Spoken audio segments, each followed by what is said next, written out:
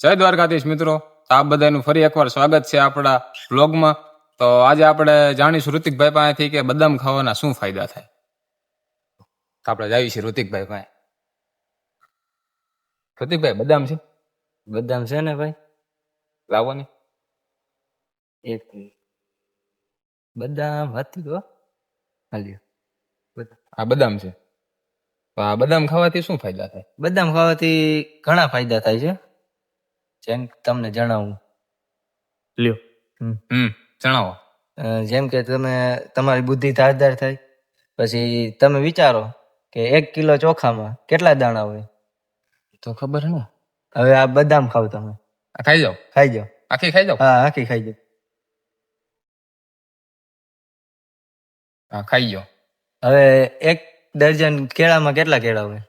12 કેળા. હા, આ જોયું ને બદામ ખાવાનો ફાયદો. વાત તમારી સાચી હો, બદામ ખાવાના ફાયદા જ છે. તો મિત્રો, આપણે ઓલો ડાયલોગ બોલે છે ને ફિરોઝ અનાની કે હોય બુદ્ધિની હણી તો થવાય મિલકતના ધણી, પણ નો હોય બુદ્ધિની હણી તો ખવાય બદામ, એટલે થવાય તમે મિલકતના ધણી. બરોબર છે, ઈ વાતમાં માલ નથી.